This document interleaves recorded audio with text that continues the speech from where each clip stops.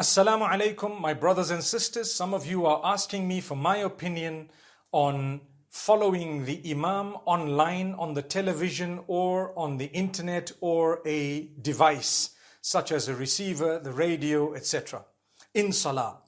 I want to let you know that there are several opinions in this regard. The majority of ulama across the globe have still said that it is best not to follow the Imams through the television or through the internet or through the radio and so on. And there is another opinion, and we respect all opinions, but the reason why I am also one of those who holds the opinion that if you cannot make salah with jama'ah in the masjid, then do your salah with jama'ah in the home. And if you cannot do the salah with jama'ah in your home because you don't have the number or you don't have anyone to do it with, then read it alone in the home. So these are the different categories shown to us by the Prophet ﷺ. Now, if you look at, for example, following a television, number one, there is a delay. Sometimes the delay can be up to 20 seconds, depending on where you're living, how fast the speed is, and many other factors, even the weather, and depending on what device or apparatus you're listening to. So the Imam would already have finished his for example, ruku', and you are still busy standing because you can still hear him reading the surah, for example. So there is a delay. Sometimes the delay is smaller, sometimes it's a very short delay, but still, the sufuf or the lines that are meant to be filled are not being filled. One might argue that, okay, maybe we might want to waive that. I believe that you only waive it when it's absolutely necessary and you are the musallis of that particular masjid. You know, when you go to a Masjid al-Haram, in Makkah al-Mukarramah, and they leave a few gaps, and some of them are reading a bit further back, sometimes even within a building at the times of Hajj and so on. Because of that being massive, you're still following the same masjid right in front of you, and it is there in front of you, and you are not in front of the Imam in terms of Qibla, and you're following him, and it is there. You know, it's not another masjid somewhere else and you are at the masjid. It's just that there is a large number, and that's the reason. So if you are going to follow it from a distance, I've already given you two things. Number one is a delay. Number two is the issue of the sufuf. Number three is something interesting. Do you know where the Qibla is? So the Imam has to always be Amam. Al-Imamu Amam. The Imam is in the front. The Imam has to stand in the front, right? So when you are following him from somewhere in your suburb or somewhere in another city, and I was asked this by people who were following an Imam in a totally different city. The problem is that Imam, you may be 1,000 kilometers in front of them and the Qibla is further away from him, so that your Imam is behind you 1,000 kilometers. I mean, what salah is that? Which hadith of the Prophet ﷺ would allow you to have an Imam 1,000 k's behind you? You know, so rather than that, and like I say, this is a discussion that is open. This is my opinion, and I'm not belittling other opinions, but I'm letting you know why I'm saying if you cannot do it one way according to the sunnah, do it another way according to the same sunnah. And do it a third way according to the same sunnah. Like when the Prophet ﷺ says, if you cannot fulfill your salah standing, you can do so sitting. If you cannot do it sitting, then do so lying down. So when he said that, some people are thinking that, well, if I cannot do my salah standing because my legs are paining, why don't I just hang on the ceiling and do it so my legs don't pain?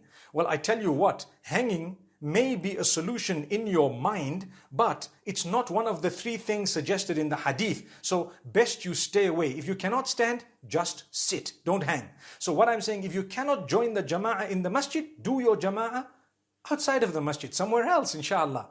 Don't hang. Do you get what I mean? Another reason is sometimes there is an interruption.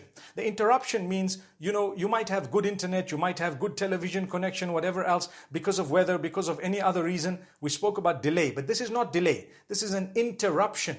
You could have, for example, something that you didn't hear. How many times when I am speaking to you, for example, you cannot hear one or two words of mine because they're cut. Cut by what? Muffled by the internet, or because of the interruption in internet, it is cut.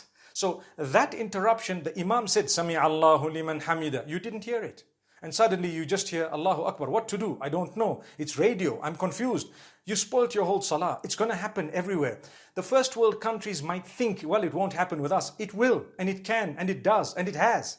And with us in the third world, whoa, it's so difficult to even have a live show simply because words are eaten and it's interrupted. And how irritating is that? Imagine when you're listening to Taraweeh and you hear غَيْرِ الضَّالِّينَ. What did you hear? The maghdubi alayhim was eaten.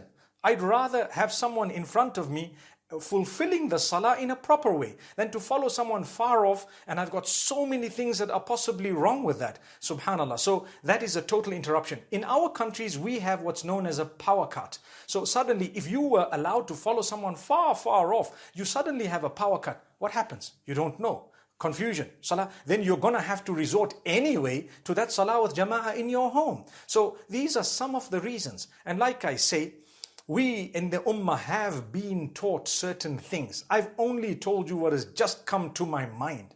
So I prefer, my brothers and sisters, benefit from the online lectures, benefit from online recitations. You should listen to the prayers, how we listen to Makkah and Medina all the time and so on. But I would advise you not to follow online a masjid that is, a far off masjid, etc. for many reasons. Sometimes, like I said, another reason comes to my mind right now. It's not even in the right time zone sometimes. Where people in New York are following someone from San Francisco, for example. Come on, their salah hasn't even entered the time. And look what's happening. They're already following the imam. So there is a lot that would actually go wrong. And the last point I want to raise is the day that we are no longer going to have this issue, and inshallah that's very soon, I hope, people will become so used to doing this online prayer that they will just turn on the TV, turn and say, hey guys, I don't need to go anymore. And I'm just, wow, this was so good, so convenient. And then what will happen? Then the masjids will really be empty for no reason. At the moment, there is a reason. What the reason is coronavirus and so on. But may Allah subhanahu wa ta'ala safeguard us. I just want to reiterate and repeat, I'm not a person to shoot down opinions or people who hold other opinions. They are my brothers. I love them with the full love that I'm supposed to be giving them and beyond. But at the same time, it's just my humble opinion not to join the prayers. You benefit from everything. I will listen to the Quran and the lectures and whatever, but my prayers I will do in my own jama'ah at home if I cannot go to the masjid. And the day I can, I will race to the masjid and be there, inshallah, before time to make up for lost time. I hope these few words have benefited you in preparation for the month of Ramadan. Like I said, it is an opinion. There are some scholars who do hold the opinion of permissibility, even those. They have many conditions. So be careful to just turn on the TV and start following, because even those who say it's permissible, they've got a lot of conditions. Find out some of those conditions are so difficult to tick off.